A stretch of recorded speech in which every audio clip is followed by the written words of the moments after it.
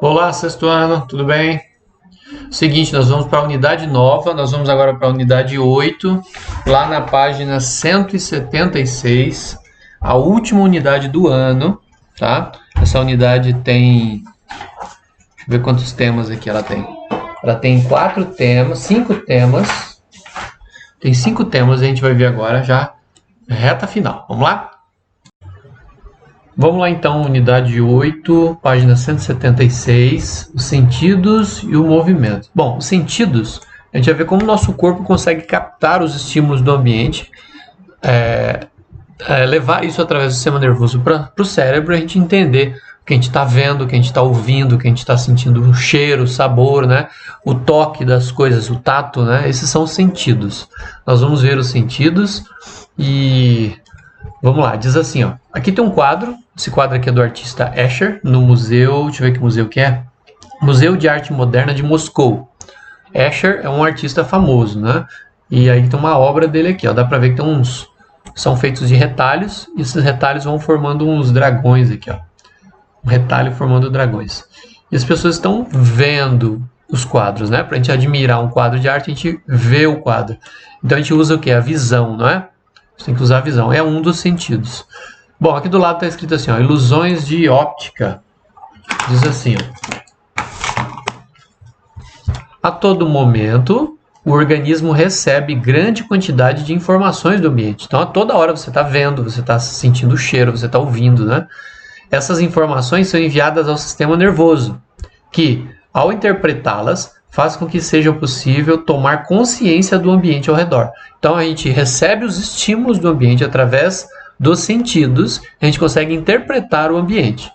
Algumas vezes, porém, o cérebro interpreta os estímulos de modo equivocado, percebendo a realidade de maneira alterada ou distorcida, produzindo o que conhecemos como ilusão de óptica. Em diversas obras do artista gráfico holandês Maurits Cornelis Escher, ele viveu de 1898 a 1972. Por exemplo, as imagens são feitas com técnicas que geram efeitos de ilusão de óptica. Aqui tem um quadro, né?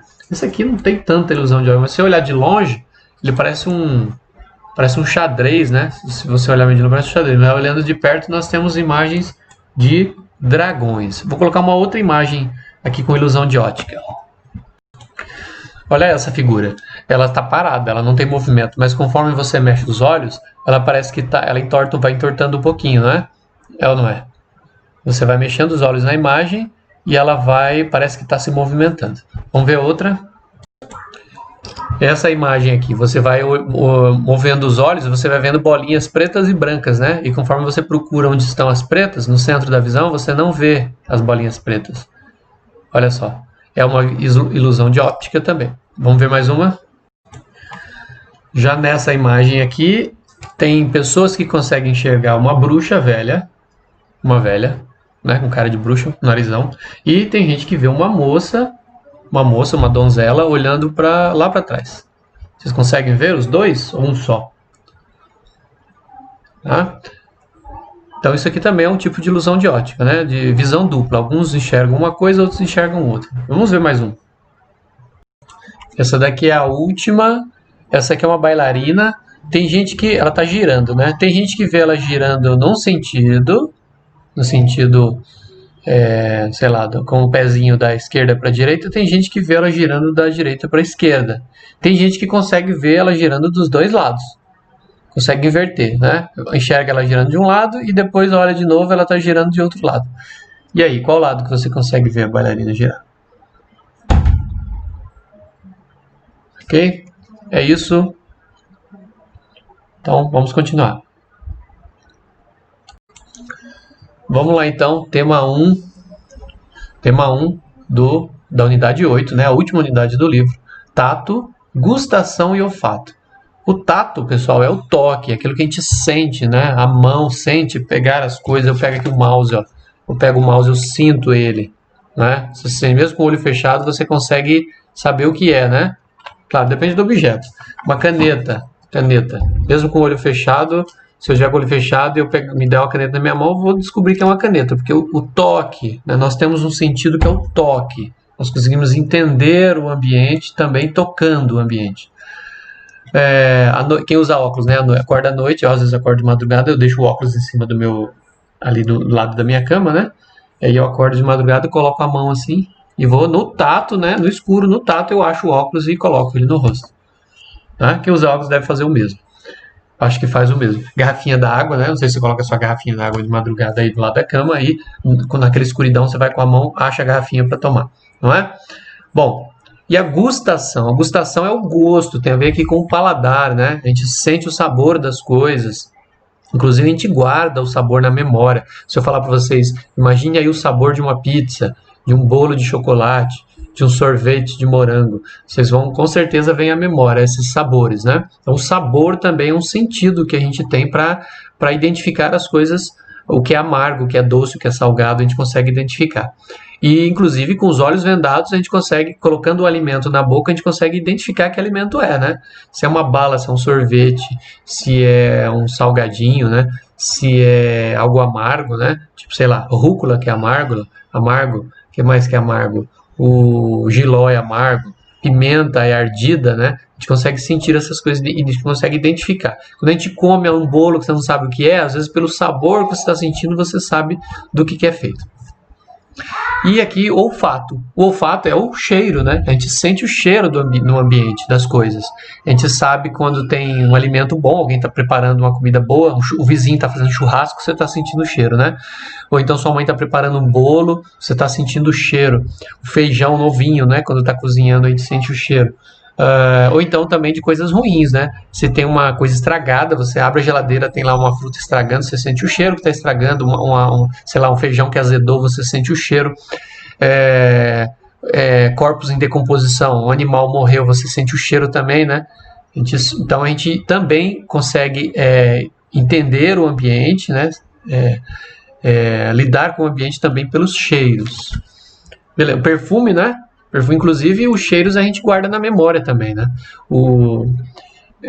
Sei lá, o cheiro da namorada, do namorado, o cheiro da mãe, o cheiro da avó. A gente sente e a gente guarda os cheiros na memória também. Tá bom? Ok. Então vamos seguir aqui. Diz assim: os sentidos. Deixa eu aumentar aqui um pouquinho. Os sentidos.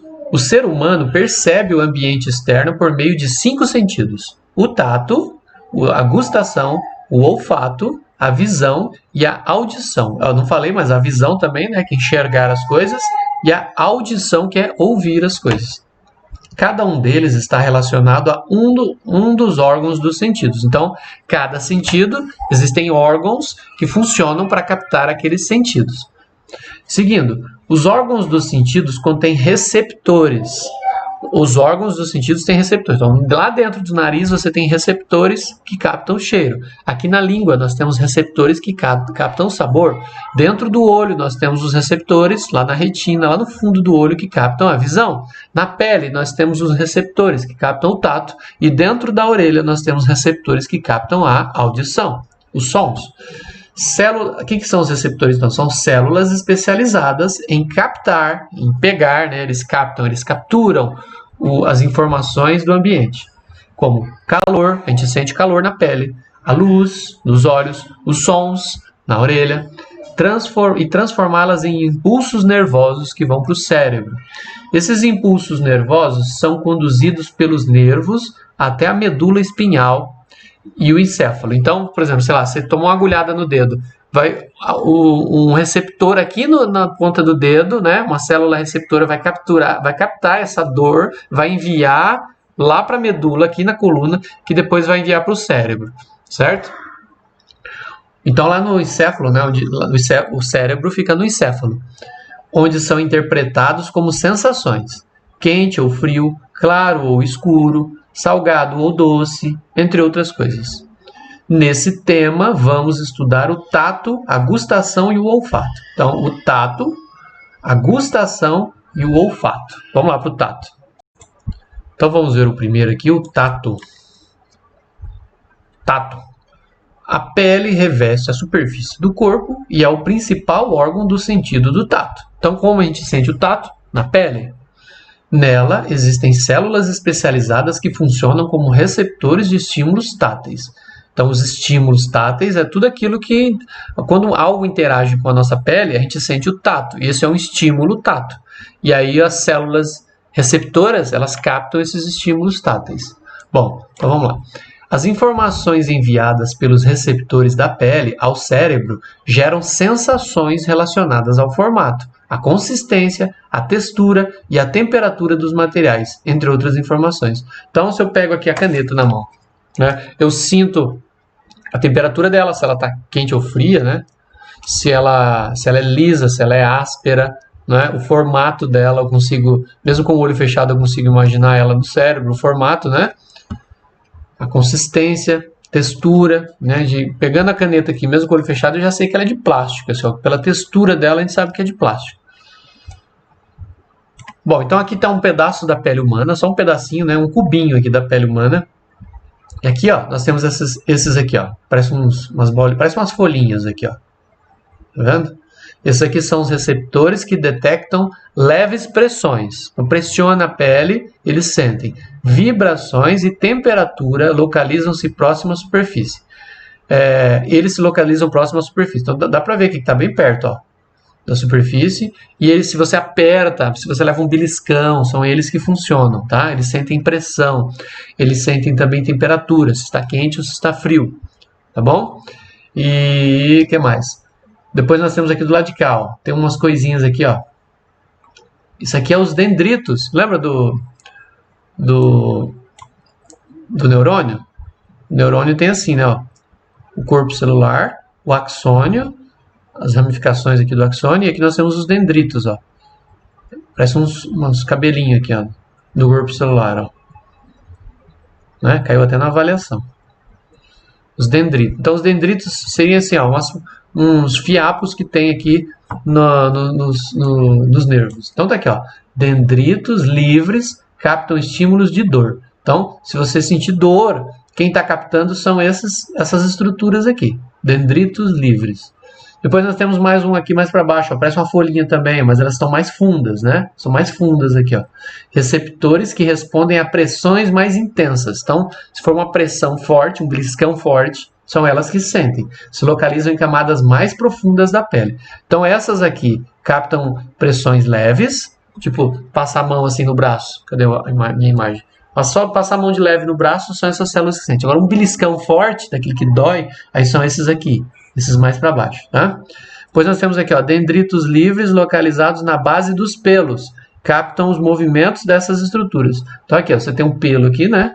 Pelo do braço ou cabelo, não é? Esses pelos aqui, ó, eles vão lá no fundo, né? Lógico, eles nascem lá no fundo. E aí tem os dendritos aqui, ó. Eles ficam aqui na base do pelo. Quando o pelo se mexe, eles captam esse movimento, tá? Então, às vezes só de mexer assim na pele de leve, só de mexer nos pelos do braço, por exemplo, sem tocar na pele, a gente sente, né? E aí são esses dendritos livres que captam.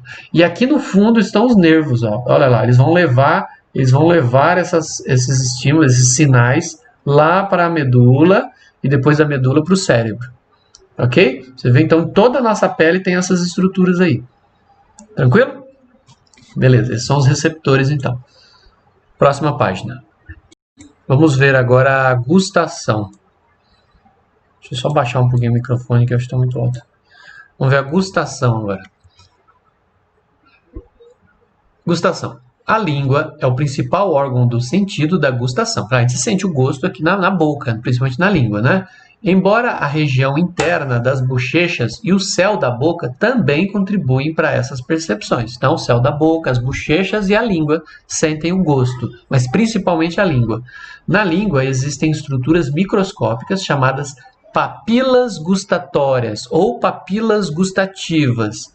Nelas, há receptores capazes de captar estímulos que são transformados em impulsos nervosos transmitidos ao cérebro, onde são interpretados como gostos. Então, esses receptores que ficam nas papilas gustatórias, eles vão sentir o doce, o salgado, o azedo, o amargo e um sabor chamado umami. Umami é um sabor, ele é aquele, o sazon tem o sabor de umami, tá? Então são esses sabores aqui: doce, salgado, azedo, amargo e o umami. O sabor dos alimentos resulta na combinação desses 5 gostos principais com as informações olfativas e as sensações táteis na língua. Então, quando mistura, olha só, o que você sente de gosto junto com o que você sente de cheiro, junto vai formar o paladar, tá? E aí uma mistura dos dois no seu cérebro vai dar o paladar dos alimentos. Você já percebeu quando a gente está gripado, a gente não sente direito o gosto das coisas? O sabor muda, porque a gente sente só o gosto e não sente o cheiro, né? E aí fica faltando alguma coisa no cérebro. Então dá uma impressão que a gente não está sentindo direito o gosto das coisas, tá? Bom, aqui está falando sobre o umami, aqui, ó. Umami. O umami foi descrito pelo químico japonês Kikunai Ikeda em 1908. A sensação do umami é produzida pelo estímulo causado por uma substância chamada glutamato, presente em alimentos e temperos, como o queijo parmesão, os cogumelos, o molho shoyu e carnes. Então, esses são os alimentos que têm mais o sabor umami, tá? Ele é difícil de explicar. Quando a gente fala amargo, doce, salgado, a gente entende bem, né? Doce, salgado, azedo e o amargo. A gente entende bem o que é, tá bem na memória. Mas o umami, a gente não entende muito ele separado, a gente sente ele misturado, né? Então, quais alimentos que tem bastante umami? O queijo parmesão, os cogumelos, tipo o shiitake e o champignon. O molho shoyu também tem umami e as carnes também tem umami. O sazon tem, não sei se vocês já usaram o sazon, aquele pozinho, né, para deixar o sabor mais forte, ele tem umami também. Então aqui tem uma linguona aqui, ó, uma língua, e olha só, se a gente ampliar um pedacinho da língua aqui, ó, ampliar ela, nós temos as papilas. Ela tem um formato redondo e dentro das papilas ficam as células receptoras. Ficam na superfície aqui, ó. Tem tipo um buraquinho aqui, aqui tem outro, né?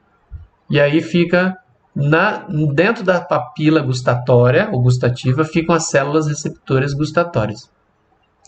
Nós temos algumas regiões na língua que sentem melhor alguns sabores do que outras regiões. Tipo, na ponta da língua a gente sente melhor o doce. No fundo da língua a gente sente melhor o amargo. Tá? Nos cantos da língua a gente sente melhor o salgado e o azedo. Tá? Mas não quer dizer que é só na ponta da língua só sente o doce. Não, sente tudo. Mas sente mais o doce do que os outros. Tá? Bom, é isso. Agora vamos ver o olfato. O olfato é o cheiro, né? Olfato. O nariz é o órgão relacionado ao olfato, o cheiro.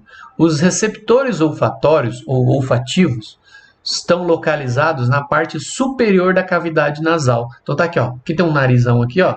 Ó, nariz, o nariz aqui, né? Aqui fica a narina, para onde entra o ar, os buracos do nariz. O ar entra aqui, e lá em cima, olha só, aqui tem um crânio lá no alto, dentro do buraco do nariz, lá em cima, ficam as células, ó. Ficam bem aqui as células. Células olfatórias. E aí tem um nervo olfatório que vai levar para o cérebro as informações. Então fica lá no alto, em cima, na parte de cima do nariz ficam as células olfatórias, tá? Claro, o ar ele vai descer lá, né, pro pulmão, né? Mas conforme ele passa aqui pelas células, a gente sente o cheiro das coisas. Eles percebem, então essas células receptoras percebem compostos voláteis, ou seja, substâncias que estão no ar e geram impulsos nervosos que são produzidos até o cérebro, que os interpreta como sensações de odor, que é o cheiro, né? O olfato pode nos alertar para algumas situações de perigo.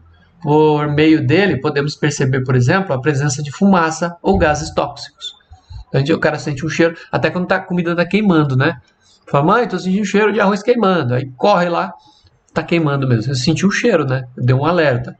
Ou então quando uma comida está estragada, você vai, sei lá, coloca um leite no copo, você sente o cheiro azedo. Se tiver azedo, né? Se tiver estragado o leite, você sente o cheiro. Claro, se você não sentir o cheiro e colocar na boca, você vai sentir um gosto esquisito também, né? De leite azedo. Mas já é um sinal de alerta, o cheiro também. Animal morto, a gente sente o cheiro. E claro, os cheiros agradáveis, né? Perfume e tal, cheiro da flor, da natureza. Cheiro da chuva, né? Que é bem gostoso o cheiro da chuva. À medida que envelhecemos, o olfato tende a se deteriorar. Então a gente vai sentindo menos os cheiros com o passar da idade. Depois dos 40, assim, 50, começa a perder um pouquinho o cheiro. Por esse motivo, crianças e jovens sentem maior variedade e intensidade de odores que as pessoas idosas. Depois a gente vai ver que a audição também. As pessoas depois dos 40, algumas tendem a perder a audição, começa a ficar surda, né? Quando chega velhinho de 70, 80 anos, muitas já são surdinhas, assim. Tem que ficar gritando perto para a pessoa ouvir. Então, olha só. Aqui está de novo o desenho, né? O narizão aqui. As células ficam lá em cima. São os receptores olfatórios. Aqui é a cavidade nasal, né? Esse buraco do nariz aqui é a cavidade nasal. Tem os ossos aqui, tá cortado, né? Tá cortado aqui, ó. O crânio. Aqui é o céu da boca. Aqui é um dente, ó. Um dente aqui. E aqui é a língua. E aqui vai ser a boca, né? Aqui vai ser a boca da pessoa. Beleza? Vamos para a próxima página. Bom, pessoal, estou aqui com a página 180 e 181. Duas páginas juntas aqui. Aqui tem esse material aqui do lado a gente não precisa fazer, tá bom? A gente vai olhar esse bicho esquisito aqui, ó. Esse aqui chama-se homúnculo sensorial. Vamos entender? Primeiro vamos ler aqui essa parte aqui, ó. Opa! Vamos ler essa parte aqui primeiro, ó. Diz assim, ó.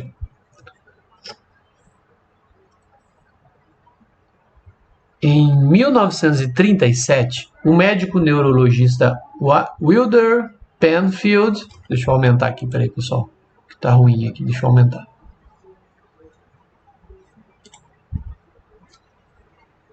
Então, em 1937, o médico neurologista Wilder Penfield, ele viveu de 1891 a 1976, e seus colaboradores publicaram um artigo em que se destacava a ilustração de um homem com o corpo desproporcional, o homúnculo sensorial, é esse bichinho do lado ali.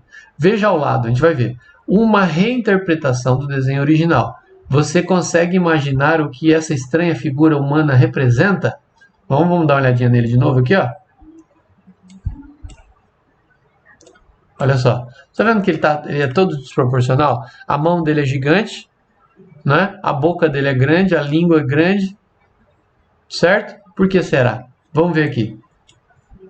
No artigo, eles descreveram a pesquisa que realizaram estimulando diferentes áreas da região do cérebro responsável pelo tato com descargas elétricas. O paciente então relatava, ele falava, né, o que sentia e em que parte do corpo. Os resultados revelaram que, para cada parte do corpo, existe uma porção específica do cérebro relacionada ao tato. Então, ou seja, cada região do corpo sente o tato numa região diferente do cérebro.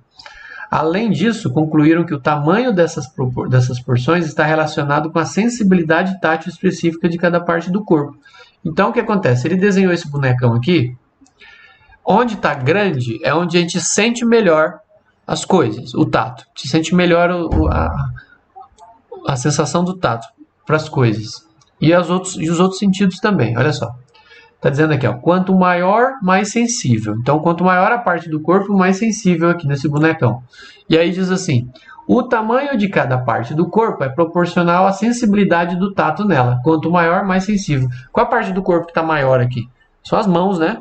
Então, onde a gente sente mais o tato? Nas mãos. As mãos são os órgãos do corpo, né? Regiões do corpo onde a gente melhor sente o sentido do tato. A gente usa a mão para tocar nas coisas, para sentir elas, né? A gente pega as coisas com a mão para sentir o que elas são. Eu estou aqui com grampos, ó, grampo de grampeador.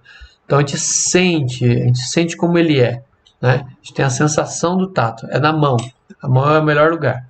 Depois, aqui na face, no rosto, a língua, os lábios e a pele de toda a face contém muitos receptores táteis. Por isso, são muito sensíveis e estão representados proporcionalmente maiores no mundo. Então, olha aqui, ó, o bocão, aqui, ó, o lábio a gente sente muito, né? Tem sensibilidade no lábio. A gente sente, às vezes queimadura, né? Você queima os lábios, você sente muita dor aqui no lábio de queimadura. Então, é um lugar sensível. E aqui, ó, o beição aqui embaixo, ó. A língua também, ó. A língua também, ela sente muito o tato das coisas. Até queimadura, né? Você coloca um alimento quente na boca, você sente na hora que está quente. né? A criança, tipo, sei lá, minha filha hoje pegou batata frita quente, pôs na boca e logo ela cuspiu pra fora. Porque a gente sente na hora que tá quente a temperatura, tá? A língua, então, ela sente o tato muito fácil. Aí aqui do lado, os membros. No homúnculo sensorial, as pernas e os braços são pequenos quando comparados com as mãos. Olha lá a perninha, ó, não sente muito. Não tem tanta sensibilidade as pernas, nem os braços. Onde que tem mais sensibilidade? Na mão. Aí diz assim, ó, com as mãos que têm mais receptores táteis, manipulamos os objetos e obtemos informações como temperatura, textura, vibração, entre outras características. Então a gente usa as mãos para sentir o ambiente. Se você entrar num lugar escuro, o que a gente faz? Coloca a mão na frente, né? Vai pondo a mão assim nas coisas. Num corredor escuro, num quarto totalmente escuro, você vai pondo a mão para você, primeiro para você não bater, né? E segundo para você entender onde você está e que objetos estão em volta de você. Beleza. Aí diz assim, ó. Aí sobre as mãos aqui, ó. Nossas mãos são extremamente sensíveis ao toque. Por isso são representadas muito grandes no homúnculo sensorial. Isso se deve principalmente à grande quantidade de terminações nervosas nessa parte do corpo. Então nós temos muitas terminações nervosas nas mãos, muitos receptores táteis. As pontas dos dedos são ainda mais sensíveis e podem detectar em uma superfície variações 10.000 vezes menores do que a espessura de um fio de cabelo. Então a gente consegue sentir objetos, mesmo com textura muito pequena, né, na ponta dos dedos. A ponta dos dedos, olha aqui a ponta como está grande, ó, dá para ver que tem umas pontonas, ó, porque a ponta dos dedos é onde a gente tem mais receptores táteis. Bom? Aí aqui embaixo está dizendo assim, ó. Terminações nervosas por centímetro quadrado. Deixa eu ver se dá para aumentar mais. Na pontinha dos dedos, tá vendo que tá bem vermelho escuro? Ó? Na ponta do dedo é onde a gente tem mais nervos, mais células sensitivas. 300 por centímetro quadrado. Centímetro quadrado, pessoal, é um quadradinho de 1 centímetro por 1 centímetro. Tá? A gente pegar um quadradinho de 1 centímetro de lado, com 1 centímetro, né? Quadrado que cada lado tem 1 centímetro, isso é 1 centímetro quadrado. Na ponta do dedo, nós temos 300 terminações nervosas por centímetro quadrado. Mas aqui no resto do dedo são 120, já caiu bastante. E na mão, aqui na palma da mão, tem 50, tem bem menos. Então a gente sente melhor as coisas na ponta dos dedos do que na palma da mão. Então a gente toca as coisas com a ponta dos dedos, é onde a gente vai sentir melhor as coisas. E aí tem um teste aqui, ó, teste você mesmo. Bom, deixa eu só explicar aqui, ó. Se você pegar 2 palitos de dente, eles são pontudos, né? Claro, você não vai espetar a pessoa para machucar, né? Você pode pegar sua mãe, seu irmão, aí, seu pai e fazer o teste nele. Você manda ele olhar para lá, ele não vai olhar para os palitos, e aí você vai fazer assim, tipo nas costas da mãe. Você coloca um palito assim aqui em cima, na nuca, e outro no meio das costas, bem distante, uma distância assim, ó, de 1 palmo. Aí você fala para ela quantas espetadas eu estou te dando. Ela vai ver que é 2, né? Ela vai sentir 2 separadas. Aí, depois você coloca pertinho, bem perto, assim, ó, 1 dedo de distância. A pessoa às vezes vai sentir 1 espetada só, ela vai falar que está sendo espetada 1 vez só. Tem 1 espetada. Por quê? Porque dependendo da distância, quando a distância é curta, o cérebro só entende 1 espetada. Tem alguém acelerando moto aqui em frente de casa. Você sente 1 espetada só. A pessoa, mesmo sendo 2 espetadas, mas bem pertinho uma da outra, o cérebro não consegue separar as 2. E ele entende como se fosse 1 espetada só. Certo? Então, esse é um teste que dá para você fazer. Em alguém aí. Fazer uma experiência em alguém aí, né, na sua casa. Aí aqui, não vai machucar a pessoa, né? Olha aqui. Os centros nervosos dos sentidos. As informações captadas pelos órgãos dos sentidos são enviadas e interpretadas por regiões específicas do cérebro. O tato é essa parte azul clara aqui, ó. Essa região aqui. Vai lá do outro lado do cérebro também, mas ó, é mais ou menos aqui assim, ó. Mais ou menos onde fica o fone de ouvido, quando a gente coloca o fone em cima, lá dentro da cabeça, lógico, né? Lá no cérebro. É onde fica uma região de captação do tato. Depois, nós temos aqui a gustação, o sabor, o gosto, né? Na boca. É essa região do cérebro aqui, ó. Fica aqui um pouquinho para cima da orelha, ó. Um pouquinho acima da orelha, aqui do lado, ó. Aí, quase em cima da orelha, fica o olfato, que é o cheiro. Olha aqui, ó, o cheiro. Fica aqui, ó, já pertinho da orelha aqui, só que lá dentro do cérebro, lógico. A audição, opa, eu falei o contrário. A audição é aqui, né? E um pouquinho para frente é o 3, que é o olfato. Então, de novo, recapitulando. O tato é aqui em cima, como se fosse um fone de ouvido. Aqui em cima da orelha fica a gustação, o gosto. Mais abaixo, quase na altura da orelha, fica a audição. E aqui na frente, um pouquinho para frente aqui, fica o olfato, onde a gente sente o cheiro. O cérebro, onde chega a informação do cheiro no cérebro. E aqui atrás, na nuca, ó, bem na nuca aqui atrás, fica a visão. Então, os olhos enviam as informações lá atrás do cérebro, né? E é onde fica a interpretação da visão. Bom, então, regiões diferentes para cada tipo de sentido. Beleza. Claro, o cérebro não é colorido assim, tá bom? Vamos para a próxima página. Agora vamos ver o tema 2, visão. A gente viu o tato, né? A gente viu principalmente ali o tato, o paladar aqui na língua e o olfato no nariz. Agora vamos ver a visão. A visão, vocês sabem que os órgãos que recebem a visão são os olhos, né? Então vamos lá, estrutura do olho. Deixa eu aumentar um pouquinho mais. A visão é o sentido relacionado à captação da luz e à interpretação de imagens. Então o olho ele capta a luz do ambiente para a gente poder enxergar as coisas. Ela tem papel central na interação de praticamente todos os animais com o ambiente. Então, quase todos os animais têm visão, né? O olho é o órgão relacionado a esse sentido. Ok. O olho humano tem forma esférica, uma bolinha, né? Em sua parte externa, é envolvido por diferentes membranas, diferentes camadas. Nós temos a esclera, que é aquela parte branca do olho, corióide e a retina. Corióide fica mais na frente e a retina fica lá no fundo do olho, na parte aqui que a gente não vê, né? A parte que fica lá dentro do olho.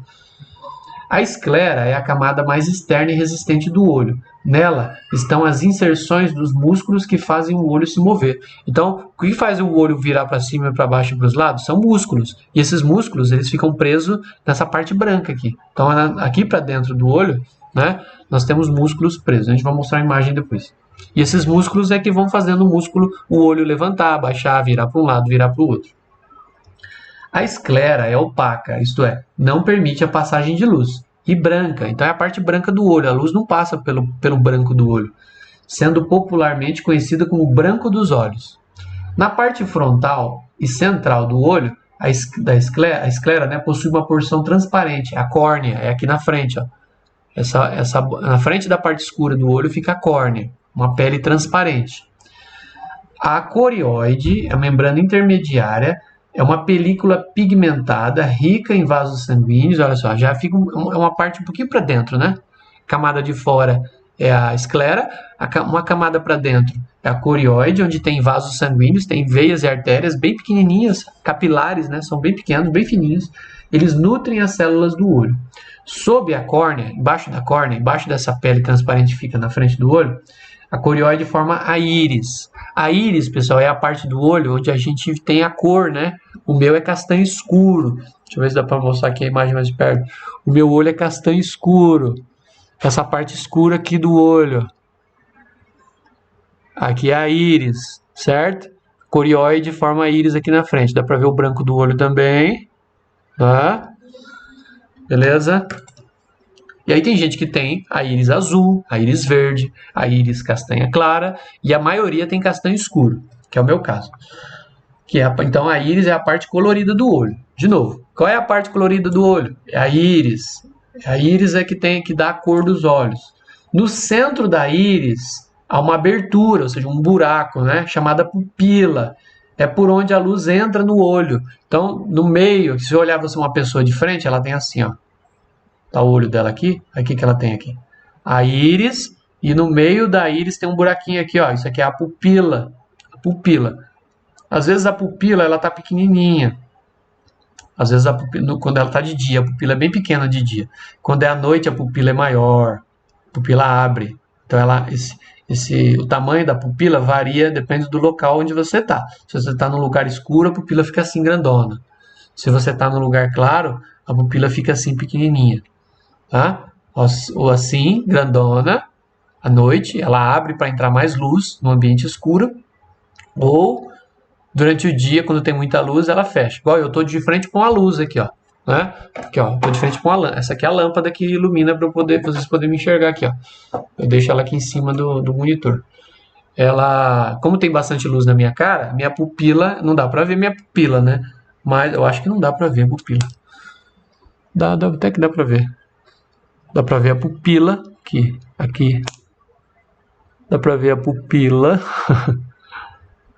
Como tem luz, ela fica pequena. Se eu for para um ambiente escuro, ela aumenta de tamanho para poder entrar mais luz. Então ela controla a entrada de luz, tá? Quando está de dia, o ambiente muito claro igual aqui, né? Ela fica pequenininha. Quando eu vou para um ambiente escuro, ela fica grande. Se eu apagar a luz aqui, ó, se eu apagar a luz, pronto. Se eu ficar aqui alguns segundos aqui no escuro, a pupila começa a aumentar. Para quê? Para captar mais luz, para poder enxergar melhor o ambiente. Você já viu quando você está no claro e você entra numa sala escura, você não enxerga nada? Enquanto as pessoas estão dentro da sala faz tempo, elas conseguem enxergar e você ainda não está. Leva um tempinho para você começar a ver as coisas. É por quê? Porque lá fora a pupila está pequenininha. Você entra na sala, ela não abre de uma vez, ela vai abrindo aos poucos, demora uns minutinhos. E aí no começo você não enxerga nada. Você fica, nossa, não estou vendo nada aqui dentro. Enquanto as pessoas te enxergam. Depois você começa a ver. E o contrário, quando você sai de uma sala escura e vai para uma sala clara, você faz assim, ó, nossa, quanta luz. Por quê? Porque a pupila está grande, aí você chega no ambiente luminoso, entra muita luz no olho, aí ela começa a fechar devagarinho, certo? Começa a fechar, leva alguns minutos para fechar. E aí para aquela sensação ruim assim. Quando a gente vai no médico oftalmologista, e dependendo do exame, ele pinga uma anestesia no olho que faz a pupila ficar grande. A pupila fica grandona. E aí você fica assim, ó, nossa, que estranho, muita luz, muita luz. Se você sair lá fora, então, você fica assim, ó, nossa, muita luz. Não é? Porque a pupila está grande, está entrando muita luz. Ok, então vamos continuar aqui. Os movimentos de abertura e fechamento da íris ajustam a abertura da pupila, regulando a quantidade de luz que entra no olho. Tranquilo? Então, dependendo da quantidade de luz, a pupila vai abrir ou fechar. A retina é a camada mais interna do olho. Agora a outra camada, a terceira camada. A de fora é a esclera, a do meio é a corióide e a mais interna é a retina. Nela localizam-se células receptoras de luz, os cones e os bastonetes. Então, cones e bastonetes são células especializadas em receber a luz, transformar isso em impulsos nervosos que vão para o cérebro. Os impulsos nervosos gerados por esses receptores sensoriais são transmitidos ao cérebro pelo nervo óptico. Então, o nervo óptico é o que leva a informação do olho para o cérebro. No interior do olho há 3 elementos transparentes. Agora, os elementos transparentes, onde a luz passa por dentro. A lente, o humor aquoso e o humor vítreo. Vamos ver os 3. Ó. A lente ela está localizada atrás da íris e dá o foco à imagem. Nós temos a íris aqui, que é a parte escura, né? Logo atrás dele existe a lente. Ela também é chamada de cristalino. Ela é uma lente, ela que dá o foco. Você enxerga as coisas de perto ou enxerga as coisas lá longe. O olho ele ajusta o foco da imagem. É o cristalino que faz isso, é a lente que faz isso. Depois nós temos aqui o humor aquoso. Ele é um líquido que preenche o espaço entre a córnea e a lente. Então aqui, ó. Aqui na frente a gente tem essa pelezinha do olho, né? Se a gente fechar o olho e relar aqui e mexer o olho para lá e para cá, você sente um ressalto. Atrás esse ressalto é a córnea, tá? A pelinha transparente aqui também. Atrás da córnea fica o humor aquoso. Ele é um líquido. Ele que faz esse ressalto, ficar um ressaltozinho assim. Se a gente tem um olho aqui, ó. O olho tá aqui assim, ó. Ele vem aqui, aí ele dá um salto para frente assim, ó.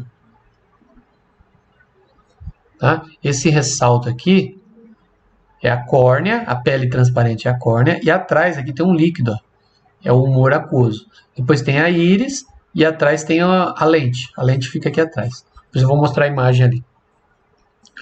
E o humor vítreo é o líquido viscoso que preenche o espaço atrás da lente. Então aqui atrás, ó, tem uma gelatina aqui atrás que preenche o olho, que faz o olho ficar assim uma bolinha. É o humor vítreo. É uma gelatina transparente que preenche o olho. Bom, aí eu tenho a imagem aqui do olho. Ó. Vamos ver.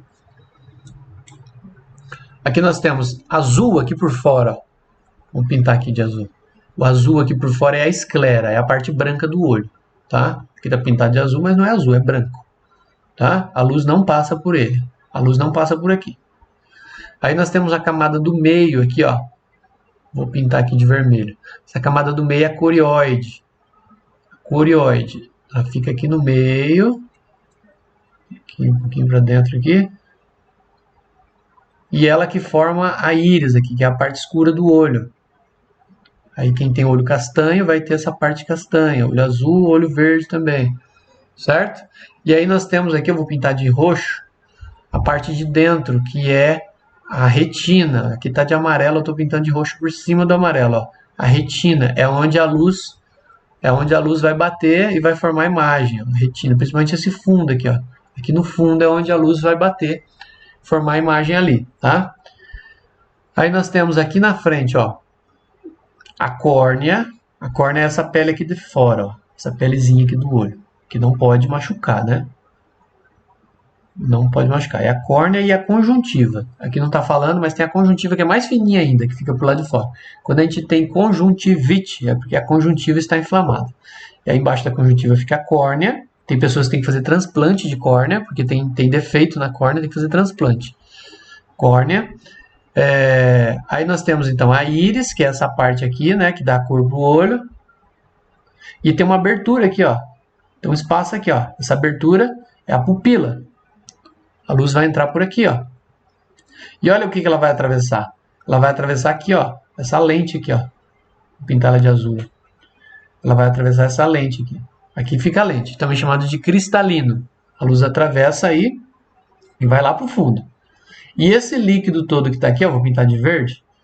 Essa gelatina toda aqui é o humor vítreo, que preenche todo o olho. E ele fica todo preenchido, então, com esse gel, tá? Aqui no fundo nós temos o nervo óptico. O nervo óptico leva as informações para o cérebro. Tem veia, tem artéria, né, que vai abastecer o olho com sangue, né? E tem o nervo óptico que leva as informações para o cérebro. Cada olho tem o seu nervo óptico e leva as informações para o cérebro. Uma coisa curiosa, a imagem de que a gente vê as coisas forma de ponta cabeça no fundo do olho, tá? Então se você tem uma pessoa em pé aqui, ó, uma pessoa assim, aqui ela vai ficar de ponta cabeça, ó. A cabeça para baixo, os braços e as pernas para lá. Fica de ponta cabeça lá no fundo do olho. Aí você pode pensar, ué, por que a gente enxerga as coisas de ponta cabeça então? Porque quando chega no cérebro é desinvertido. O cérebro desinverte a imagem, então a gente enxerga certo as coisas, tá? A imagem forma de ponta cabeça no fundo do olho, mas a gente enxerga as coisas certinho. Beleza? Ok. Deixa eu limpar aqui só para a gente ver de novo como fica aqui o olho. Olha aí. Certo? Então é uma estrutura toda complexa, cheia de coisa, né? Como se fosse uma câmera fotográfica. Vamos para a próxima página. Funcionamento do olho. Aqui eu já estou na página, deixa eu ver aqui, 183. Funcionamento do olho. Só é possível enxergar em ambientes com alguma iluminação, pois é a luz que estimula os receptores da retina. Então, tem que ter luz, tem que chegar luz no seu olho, senão você não enxerga. De maneira simplificada, é possível enxergar um objeto porque os raios luminosos, ou seja, a luz, que emite ou reflete, atingem a retina e estimulam os receptores presentes nela. Então, se eu estou vendo a tela do computador, é porque a tela emite luz e essa luz chega nas células receptores na retina, no fundo do olho. As informações captadas pelos receptores são levadas ao cérebro e interpretadas por eles como imagem. Aí você pode pensar assim, ué, mas quando eu enxergo alguém aqui em casa, esse alguém ele não emite luz, ele não sai luz dele. Ele não sai luz dele, mas ele reflete a luz que chega nele, certo? A luz da sala, a luz da janela, né, que vem de fora, bate na pessoa e aí você enxerga. Vocês estão me enxergando aqui, ó. Por quê? Porque eu estou sendo iluminado por uma luz. Se não tiver a luz para me iluminar, vocês não vão me ver. Olha aqui, ainda dá para me ver porque ainda tem um pouco de luz, né? Tá vindo lá da janela e aqui da porta aqui, ó. Mas se eu apagar, e da tela do computador também. Se eu apagar a tela do computador, colocar um blackout ali, né? Uma cortina escura, vocês não vão me ver. A câmera vai ficar gravando aqui, ela não vai captar nada, né? Porque a câmera, assim como o olho, a câmera só capta se tiver luz chegando nela. Tá bom? Então você vê que tem muito a ver, né? O olho com as câmeras. Na retina, existem dois tipos de células receptoras dos estímulos luminosos, os cones e os bastonetes. Já citei eles. Opa, deixa eu mudar aqui. Aqui. Na retina, existem dois tipos de células, os cones, aqui ó, os cones e os bastonetes. Nomes estranhos, né? Os cones, embora menos sensíveis à luz, são responsáveis pela percepção das cores. Então, os cones são responsáveis por enxergar as cores. Na retina humana, são encontrados três tipos de cones: os sensíveis ao azul, os sensíveis ao verde e os sensíveis ao vermelho. A infinidade de cores detectada pelo ser humano deve-se à diferença na proporção de estimulação de cada tipo de cone. Então, se você está vendo um objeto vermelho, os cones sensíveis ao vermelho é que estão ativos, eles estão muito ativos, tá? E aí, quando você está vendo uma cor roxa, é porque tem células do vermelho, um pouquinho de células do azul, né? E aí mistura toda aquela recepção no seu olho e você enxerga o roxo. O cérebro interpreta esses conjuntos de proporções como a sensação de cada uma das cores. Então, a gente enxerga as diferentes de cores dependendo de como cada cone está estimulado. Os bastonetes são estimulados mesmo com luz fraca. No entanto, não são incapazes de distinguir as cores. Então, os bastonetes eles não enxergam cores, mas eles conseguem enxergar bem mesmo no escuro. Tá? Então, você já percebeu que quando você está no ambiente escuro, você não consegue ver as cores direito? Para você ver bem as cores das coisas, tem que estar no claro. Você enxerga bem as cores. No escuro, você começa a confundir, né? Vermelho com roxo, azul com roxo, azul com verde, amarelo com laranja. A gente começa a confundir no escuro. Aí, quando a gente está no ambiente claro, a gente enxerga bem as cores, né? Porque as cores são os cones, e os cones tem que ter bastante luz para os cones funcionar. Os bastonetes, eles funcionam bem mesmo no escuro. E aí a gente enxerga, quando a gente está enxergando no escuro, a gente está usando os bastonetes para enxergar, tá? Beleza. Aqui, ó, funcionamento do olho humano. Vamos lá. Aqui tem um bichinho, uma abelha. A luz entra pelo olho, a luz da abelha entra pelo olho. Vamos ver o número 1 aqui, ó. A luz proveniente do objeto atravessa a pupila. Então, o objeto, no caso, é um inseto. Atravessa a pupila, que é essa abertura aqui do olho, né? Aí, número 2. Aqui tem essa lente azul aqui. A lente foca a imagem, para você poder enxergar nitidamente o objeto. Aí, 3, aqui no fundo, ó. Na retina, o estímulo luminoso gera impulsos nervosos. Então, a imagem do objeto está aqui na retina. E as células, os cones e os bastonetes geram informações que vão aqui, ó, pelo nervo óptico. O nervo óptico conduz os impulsos nervosos ao cérebro. Chegou lá no cérebro, o cérebro interpreta a informação. O cérebro entende que é um bichinho, que é um inseto. E aí, se você tiver medo, você sai correndo. Né? O cérebro manda uma informação, o cérebro recebe a informação, cria a sensação de medo, se a pessoa tem medo, e corre, fica apavorado, né? Ainda mais se for uma barata, né? A maioria corre. A representação esquemática da percepção de imagens em olho humano, mostrando como o olho e o cérebro participam da visão. Então tá aqui, né?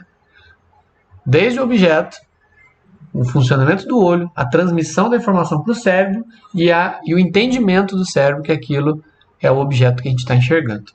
Beleza? Vamos para a próxima página. Tema 3, audição. Audição vem de ouvir, né? Ouvir. Então vamos lá. Estrutura e funcionamento da orelha. A orelha é um órgão relacionado à audição e ao equilíbrio do corpo. Olha só, tem duas funções a orelha. É um órgão dos sentidos que também tem função de equilíbrio. Ela é composta de 3 partes. A orelha externa, a orelha média e a orelha interna. Então, pessoal, você ouviu assim, você já ouviu aquela palavra assim, ouvido, né? Ah, estou com dor no ouvido. A palavra ouvido não se usa mais, tá? Não usa mais a palavra ouvido. O certo é a orelha. Eu estou com dor na orelha. Ou então, minha orelha está funcionando bem. Estou ouvindo muito bem. Estou ouvindo bem, minha orelha está funcionando bem. Tá? A palavra ouvido não se usa mais. A orelha externa é formada pelo pavilhão auricular e pelo meato acústico externo. Vamos ver se tem um desenho aqui. Ó. A orelha externa, então, é essa coisa aqui, ó, fica pendurada, né? Essa coisa aqui é a orelha externa, certo? E nós temos o meato acústico. Então, aqui, ó, aqui está a orelha externa, é o orelhão aqui, e o meato acústico é esse buraco, é o buraco da orelha. Então, o buraco da orelha, onde junta a cera, né? Tem que limpar de vez em quando com o cotonete, só que também a gente não pode limpar muito lá no fundo, porque machuca, tá? Só que mais aqui por fora, assim, por fora. Lá no fundão não pode, porque senão você pode machucar a orelha. Uma vez eu enfiei a chave do carro na orelha e machuquei, tive que ir no médico. Sem pensar, estava sem pensar e coloquei a chave na orelha e machuquei. Olha só, então nós temos aqui o pavilhão auricular, que é essa parte de fora.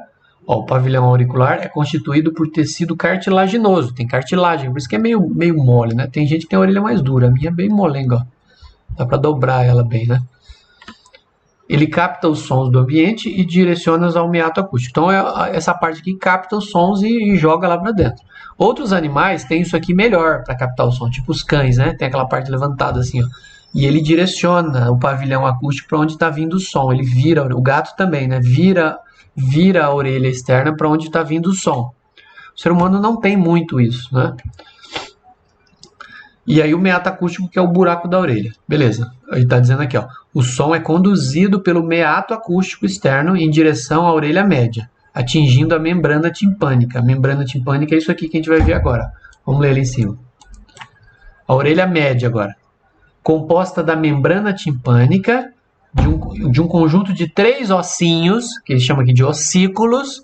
O nome dos 3 ossículos são martelo, bigorna e estribo. 3 nomes estranhos, né? São o nome dos 3 ossos. Esses são os menores ossos do corpo humano, fica dentro da orelha.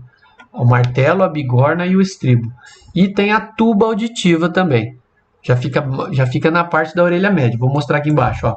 Vamos lá. A membrana timpânica é tipo uma pele de um tambor, é onde o som chega e faz vibrar essa pele. Olha lá, a membrana timpânica é elástica e o som faz com que ela vibre. E aqui tem os ossinhos, ó. Aqui, ó, estribo, bigorna e martelo. São os 3 aqui, tá? Eu não sei qual é a ordem, mas são os 3 aqui. Acho que é martelo, bigorna e estribo, acho que é isso. Martelo, bigorna e estribo. Aí diz aqui, ó, as vibrações da membrana são transmitidas para os ossículos, que atuam como amplificadores e transmissores das vibrações da orelha interna. Então, esses ossinhos, eles amplificam a vibração do som e vão passar para essa estrutura roxa aqui, ó. Certo? Essa estrutura roxa. Mas aqui embaixo tem a tuba auditiva, ó, que liga com a garganta. Então, ou seja, a sua orelha é ligada com a garganta, tem uma ligação. Quando a gente está gripado, isso aqui fica cheio de catarro aqui, ó. Cheio de catarro aqui, a gente fica com a orelha meio entupida, né? A gente não consegue ouvir muito bem. E até infecciona. Se você tiver com bactérias na garganta, elas podem subir por aqui e aí vai causar infecção na orelha, a chamada otite. Fica com a orelha média lá fica infeccionada, fica com pus, né? Às vezes até sai o pus aqui para fora, dependendo da situação, tá bom? Fica com pus e é perigoso, se infeccionar demais pode até danificar o tímpano, tá? A pessoa pode ficar surda por causa de infecção na orelha. E agora nós temos essa parte aqui, que nós vamos ler aqui, que é a parte da orelha interna, ó. Orelha interna. É formada pelos canais semicirculares, que são 3 tubos perpendiculares entre si, cheios de líquido, e pela cóclea. Vamos ver, nomes estranhos, né? A cóclea é isso aqui, ó, parece um caracol, ó. A cóclea, parece um caracolzão, e aqui tem os tubos, os canais semicirculares, ó. 1 canal, 2 canal, e tem um terceiro aqui, 3. São 3 canais, tá? Esses canais têm mais a ver com equilíbrio. A cóclea é onde ficam as células que levam para o cérebro o som, né? O impulso nervoso forma o som. E aqui nós temos o nervo auditivo, ó, que leva para o cérebro, tá? Aqui está dizendo assim, ó. A cóclea é um tubo preenchido por um líquido, que é a cóclea. Nela estão as células receptoras, Os ossículos fazem com que os ossículos aqui da frente fazem com que a cóclea se movimente, o líquido dentro da cóclea se movimente. As células receptoras captam esses movimentos, gerando impulsos nervosos, que são conduzidos pelo nervo auditivo até o cérebro. Então aqui tem uma aguinha dentro da cóclea, essa aguinha ela vibra por causa daqueles ossinhos que estão aqui fora, eles fazem essa aguinha vibrar, dentro dessa aguinha tem células que captam essas vibrações e transformam isso em impulsos nervosos que vão para o cérebro para virar som na sua cabeça, tá bom? Ok. Aí aqui está o esquema a seguir, representa como o som, o ambiente é percebido pela orelha, gerando impulso nervoso. Já mostrei aqui a imagem, certo? Então, vamos limpar aqui para ver. Deixa eu tirar aqui esses riscos aqui. Olha aí. Cheio de coisas, né? A orelha. Vamos para a próxima página. Intensidade dos sons. Intensidade dos sons. Vou pegar a canetinha aqui. Intensidade dos sons. Diariamente estamos expostos a vários tipos de som. Quando os ruídos são de grande intensidade, causam incômodo. São chamados de poluição sonora. Quando o som é muito intenso, né, a gente diz que o volume é muito alto, né, e pode incomodar. Pode até doer a orelha e pode até causar surdez. A pessoa pode perder a audição. Uma explosão de uma bomba, por exemplo. O som é muito alto, né? Se a pessoa estiver próxima, ela pode perder a audição por alguns segundos ou pode perder para sempre, dependendo da força, né? Da intensidade. Então, a intensidade dos sons é medida em decibel. Pessoas com audição normal, elas ouvem sons de 10 decibéis até 15 decibéis, é a parte mais baixa, é o som mais baixinho. Vou falar bem baixinho, que dá para ouvir é 10 decibéis, 15 decibéis. Menos do que isso a gente não consegue ouvir, tá? Sons de até 85 decibéis são considerados inofensivos. Então, aquele som que chega assim a 85 decibéis não faz mal para a orelha. Longas exposições a sons de maior intensidade podem provocar dores de cabeça. Então, acima de 90, mais ou menos, 90 para cima, já começa a incomodar. Se você ficar o dia inteiro ouvindo um som a 90 decibéis, você vai ter dor de cabeça no fim do dia. Insônia, a pessoa não consegue dormir, falta de atenção, a pessoa não começa a não prestar atenção nas coisas, porque o som incomoda, irritabilidade e até diminuição da capacidade auditiva. Aqui tem até, por que o professor fica bravo, né? Quando está tendo barulho na sala, ele precisa de silêncio para poder pensar o que ele vai falar, não é? E fica irritado, o professor fica irritado, muito barulho, irrita, né? Você está falando e tem um outro som competindo com a sua voz. E aí a pessoa fica irritada. E aí a pessoa, dependendo da quantidade de barulho, a pessoa até tem a diminuição da capacidade auditiva, ou seja, ela vai ficando surda. Tem músicos que tocam bateria muito alto, quando chega lá nos 50, 60 anos, começa a ficar surdo. Por quê? Ficou a vida inteira tocando muito alto. Ruídos acima de 120 decibéis podem causar dói a orelha. E observe abaixo a tabela. Vamos ver a tabela? Que a moça está ouvindo um som, né? Ela não deve estar incomodando tanto, né? Tem pessoas que gostam de ouvir um fone, mas com volume muito alto. Coloca o volume alto, pode prejudicar a orelha. Olha aqui, intensidade dos ruídos. Sussurro, quando a pessoa está falando bem baixinho, assim. 20 decibéis. Conversa entre duas pessoas. Uma conversa normal aqui, igual eu estou conversando com vocês aqui. Estou falando com vocês. 60 decibéis. Tráfego urbano, ou seja, carro passando, ônibus passando, aí já é 85 decibéis. O som do trânsito, né, dos carros. Show de rock, aí já vai para 115 decibéis. Aquele somzão, né, de rock. Uma turbina de avião, 140 decibéis. Aí isso aqui já deixa a pessoa surda já. Tá? A turbina, você fica perto da turbina de um avião, né? Você vai... Bom, ninguém vai ficar perto da turbina de avião, mas ela faz muito barulho. Daí que tanto é que dá para ouvir quando o avião passa muito lá no alto, você ouve o barulho do avião passando, né? O barulho das turbinas. Aí diz aqui do lado, a mocinha tá ouvindo o som ali, O uso contínuo de fones de ouvido, principalmente com volume alto, pode acarretar a longo prazo perda da audição. Aí o moleque não fala assim, nem liga. Não, eu ouvi o dia inteiro, eu já ouço o dia inteiro e não dá nada. Não dá nada agora, mas quando ficar velho vai dar, tá? A pessoa vai perder a audição. A Organização Mundial de Saúde recomenda usar fones de ouvido por no máximo 1 hora por dia, a um volume baixo, tá?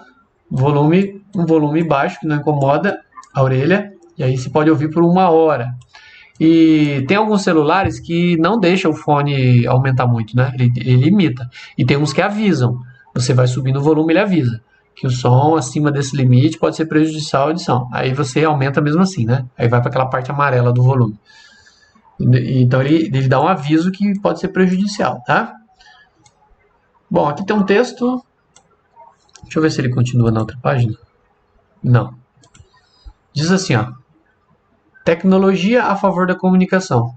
2 grupos de jovens brasileiros desenvolveram ferramentas para traduzir o português para Libras, a língua brasileira de sinais. Alunos surdos e ouvintes do curso de Ciências da Computação da Universidade Federal de Pernambuco, que tinham dificuldade para comunicar-se entre si, criaram uma ferramenta que traduz o texto em áudio do português para a língua de sinais. Então o que acontece? Você coloca o som lá e o programa de computador transforma em algum boneco fazendo os gestos, né? Para eles poderem entender o que tá rolando ali, certo? Coloca um texto e aí, ou um áudio, né? E aí o programa de computador transforma nos sinais que eles entendem. Outro grupo, formado por um arquiteto, um desenvolvedor de aplicativo e um publicitário de Alagoas, desenvolveu um aplicativo que traduz o texto escrito, áudio ou foto para Libras. Então, ali, o mesmo esquema, né? Só que foram 2 grupos. Aqui foram alunos de uma universidade e aqui foi um grupo de pessoas já com profissão, né? Certo? Beleza. Então, claro, a língua de sinais, Libras, né? Elas foram inventadas para que as pessoas que não conseguem ouvir os sons, elas possam se comunicar também. É importante que as pessoas que ouvem também aprendam a língua de sinais. Eu ainda não aprendi, mas eu pretendo um dia, quem sabe, aprender para me comunicar pelo menos um pouquinho, né? Com quem não consegue ouvir. Na escola é importante também, né? A gente tem um aluno que não consegue ouvir. E aqui, ó, lembra que nós falamos que a orelha também ela serve para ouvir, mas ela também tem a ver com o equilíbrio do corpo? Vamos ver aqui, ó. Equilíbrio do corpo. Ninguém precisa estar de olho aberto para saber qual é a posição do seu próprio corpo. Mesmo com o olho fechado, você sabe que você está em pé, né? Ou deitado. A percepção que temos da postura e do equilíbrio está relacionada à estrutura da orelha interna. A orelha também serve para saber se você está em pé, deitado, virado. Nos canais semicirculares existem células sensoriais. Ao movimentar a cabeça, as células enviam estímulos para o encéfalo, para o cérebro, onde são produzidas sensações de posição e deslocamento do corpo. Então, se você vira a cabeça, você deita, né? Você vira a cabeça. Esses canais semicirculares da orelha, eles emitem informação para o cérebro, e o cérebro sabe para que lado você está virado. Deixa eu voltar o desenho aqui para mostrar para vocês, ó. Os canais semicirculares são esses aqui, ó. Isso aqui, ó. Esses canais aqui que tem a ver com o equilíbrio. E aí, quando a gente gira, né? Gira, e aí você para assim, você fica tonto, assim, né? Meio caindo. Tem gente que cai um tombaço, né? De tanto girar. Fica girando assim. Sei lá, e cai. Por quê? Porque a aguinha que tem aqui dentro, quando você para de girar, ela continua se mexendo lá dentro. E aí você vai perdendo a noção e você cai um tombo daí. Certo? Perde a noção de que lado que está para cima. O cérebro começa a entender diferente, né? Você está para cima, mas o cérebro está entendendo que você está deitado. Aí você começa a ter a tontura e cai. Tem até uma brincadeira que a pessoa pega um bastão, coloca na cabeça assim no chão, né? E fica girando. Gira. E aí depois tem que ir lá tentar acertar um balão pendurado, né? A pessoa leva cada tombaço. Então é por isso, porque o líquido dentro da cabeça, ele vai e continua mexendo e a pessoa perde a noção do que está para cima e cai, perde o equilíbrio, tá? Bom, pessoal, é isso. Então nós encerramos essa aula. Agora que nós falamos de tudo, né? Nós falamos, ó, do tato, falamos do olfato aqui no nariz, o cheiro, falamos do paladar aqui na boca, nós falamos da visão com os olhos e nós falamos da audição com as orelhas. Agora, esses 5 sentidos, né? Agora a gente consegue fazer uma pequena avaliação, né? Com um tema só. Olha que fácil. Você vai assistir um vídeo e vai fazer uma avaliação. Não precisa ficar assistindo um monte de vídeo dessa vez. A gente vai assistir esse vídeo aqui e vai fazer a avaliação. Se você acabou de assistir agora, se você anotou, você está esperto com tudo que eu falei, você já pode fazer a avaliação. E aí eu encerro, né, 100 pontos, e aí depois eu vou falar quem passou e quem vai ficar para recuperação. Quem falta pouco e quem falta muito, tá? Lembrando que quem ainda não fez atividades do primeiro trimestre, do segundo trimestre, aí depois que eu terminar essa prova aqui, começar a recuperação, eu vou começar a ajudar os alunos a fazer o que está atrasado. Ajudar sim, né? Vou falar, ó, fulano, você tem que fazer tal atividade, vai lá fazer. Vou começar a pegar no pé. Beleza, pessoal? Quem já passou direto, então, vai fazer essa última avaliação aqui. E, se quiser melhorar a nota, dá para fazer recuperação depois. Se não, né, se já tirou um notão e está satisfeito, aí acabou. Eu vou continuar gravando vídeos nas próximas semanas, até mais adiante, tá? Mas aí já quem está aprovado já passou de ano. Não, mesmo que não assista mais nenhum vídeo, não vai ter prejuízo mais, tá bom? E também não vai ganhar falta, também, porque eu não vou dar falta. Quem já passou, né? Beleza, então, pessoal, é isso. Nos vemos em breve e nos vemos aí nas recuperações. Valeu, um abraço, tchau, tchau.